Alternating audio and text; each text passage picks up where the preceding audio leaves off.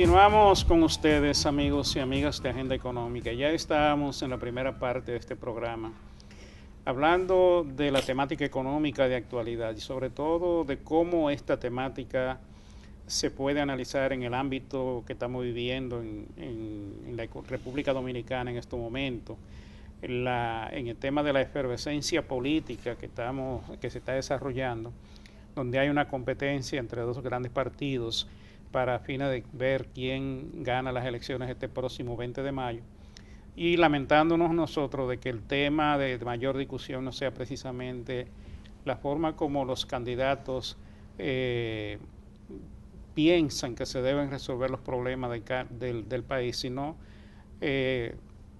algunos partidos, algunos candidatos tomando temas que no están nada orientados a dar soluciones, sino haciendo una campaña sobre la base de críticas y de desnotar y de hacer acusaciones muchas veces sin fundamento, todo con el propósito de engañar, porque no hay otra forma de expresarlo, al electorado y de tratar de convencerlo de cosas que los propios candidatos saben que no van a cumplir. Y esto es lo lamentable.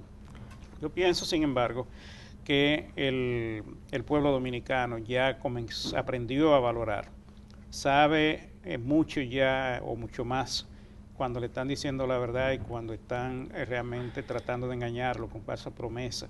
Y yo creo que están dispuestos a demostrar esto en las próximas elecciones que va a vivir el país en mayo venidero, el día 20, y ahí el pueblo tendrá que tomar una buena decisión. Por el momento yo tengo aquí un tema, Rosana y José Manuel, que es el tema que plantea la Asociación de Industria en su segundo congreso ahora. Sí. Ellos están hablando, es un congreso que se va a comenzar próximamente con incluso la presencia del presidente, y están planteando que van a presentar a los candidatos lo que son sus propuestas para lo que ellos llaman una forma de repensar el modelo, de ajustarlo o de transformarlo. Es un tema que se ha tratado mucho, que se ha manejado mucho, que se ha discutido mucho en la República Dominicana. Pero aquí ellos plantean algo que llama la atención y que yo creo que es uno de los puntos, de los elementos más importantes en lo que se puede hablar en estos momentos. Dicen ellos que del año 2000 al 2011 las exportaciones apenas han crecido un 48.8%, mientras que las importaciones han crecido un 83.8%. Estas dos cifras dicen mucho de la realidad dominicana. Si bien es cierto que ha habido un crecimiento de las exportaciones, pero ese crecimiento de las exportaciones apenas representa la mitad de lo que ha sido el crecimiento de las importaciones. No obstante que desde hace muchísimos años siempre las importaciones han sido mayores. O sea que no solamente que han crecido más, sino que eso ha contribuido al aumentar el déficit de la balanza comercial del país, que es uno de los grandes temas que nosotros tenemos que pensar en el futuro de la República Dominicana, porque nosotros tenemos una economía que desde el punto de vista de su cuenta corriente es deficitaria en una gran proporción del PIB, estamos hablando de un 6, un 7% del PIB, y esto implica que nosotros tenemos que buscar financiamiento en el resto del mundo para poder equilibrar las cuentas del sector externo de la República Dominicana. Y mientras esto ocurra y no haya un modelo orientado al mercado internacional que promueva, transforme la economía y la convierta en una economía exportadora, nosotros vamos a estar viviendo esta realidad por muchos años.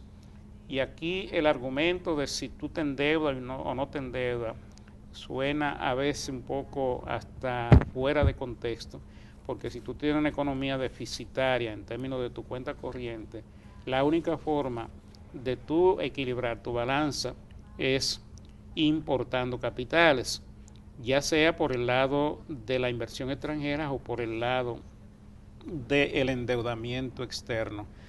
Y si además de eso tú requieres tener un ahorro en moneda extranjera, es decir, aumentar las reservas en moneda extranjera, el financiamiento tiene que ir incluso más allá de lo que tú requieres para fines de equilibrar tus cuentas externas. Y ese es el gran problema que la economía dominicana tiene que pensar.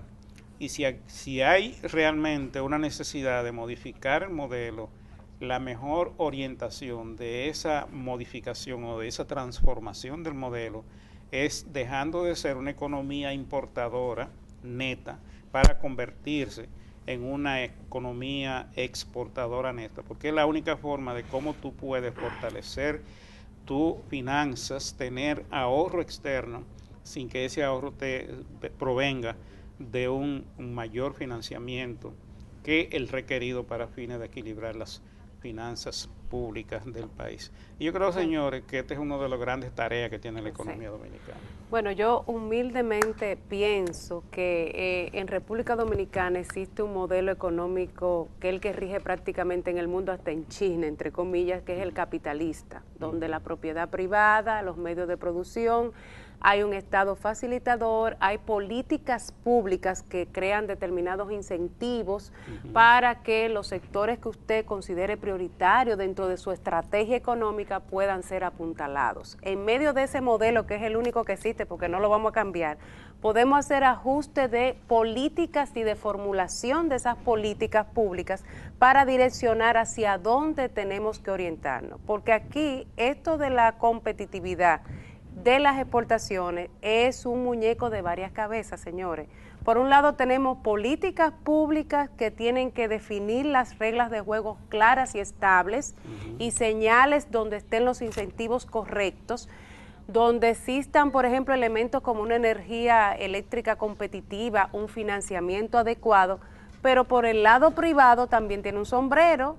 Tenemos que tener prácticas competitivas, prácticas sanas, porque no es sustituir importaciones para penalizar a los consumidores. Aquí tenemos que producir competitivamente. Y aquí vuelvo y yo menciono el modelo del cacao en República Dominicana, que con todas las mismas condiciones y dio un paso más allá y necesariamente se fue hacia estándares incluso por encima de la economía latinoamericana.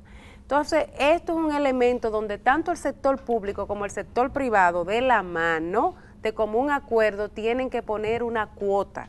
No es solamente el Estado, el sector privado tiene que ponerse las pilas, hacer una serie de reconversiones, utilizar eficiencia, tecnología, calidad, estándares mundiales, porque en economía hay un problema que es básico, que nos lo dan en introducción: qué producir y para quién producir. Somos una economía donde el tema servicios es un elemento fuerte por el lado del turismo. Entonces es una combinación de elementos. Necesitamos un sector privado y actividades productivas que sea el motor de la economía. Pero para eso no solamente se necesitan las señales por el lado público, sino también acciones importantes al interior del sector industrial, al interior del aparato productivo, de manera que puedan converger ambas acciones en lograr apuntalar donde seamos competitivos.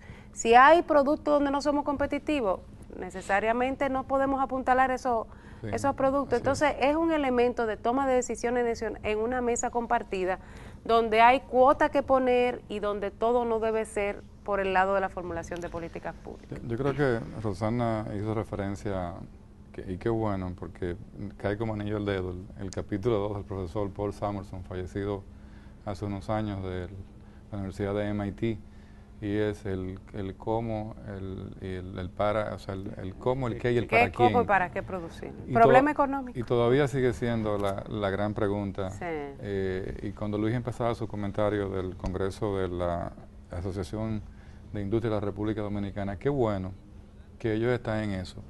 Porque es un tema, como dice Rosana, vital. O sea, ¿cuál es la orientación, cuál es el objetivo de hoy en día de un sector industrial que ha sido tan golpeado? Vemos las estadísticas de producción nacional con relación a exportaciones e importaciones. Pero esto se veía venir hace mucho tiempo y esto ha sido una tradición.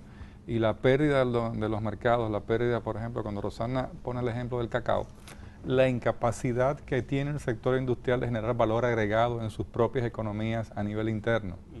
Muchas veces hay muchas trabas. Muchas veces no somos transformadores de materias primas, sino que somos integradores o ensambladores de materias primas importadas. O sea, fabricamos neveras con marca dominicana, pero todas las líneas de producción y las materias primas son importadas. Lo único que hay de valor agregado ahí es mano de obra dominicana. Entonces, yo creo que es muy importante que la Asociación de Industria esté bien clara en qué le va a presentar a la nación, cuál es su plan, cuál es su proyecto, para que también los candidatos lo tomen en cuenta con relación a lo que son sus programas de gobierno, con relación al sector industrial, porque no hay duda que hoy en día el sector industrial, sobre todo cuando hay un candidato que está haciendo un gran enfoque en el tema turístico, como el vagón del tren que va a hablar a la economía y sobre todo a un sector agroindustrial e industrial, entonces es muy importante, y a su vez también a la micro y mediana empresa, entonces es muy importante saber cuáles son esas trabas que hay que destrancravar dentro de ese modelo para que esto se abra. Y recordemos, antes de irnos al cambio, de que por ejemplo en la Estrategia Nacional de Desarrollo hay 3 pactos importantes: el pacto fiscal, el pacto educativo y el pacto energético. Vamos a ver en el segmento siguiente sobre este tema. Seguimos.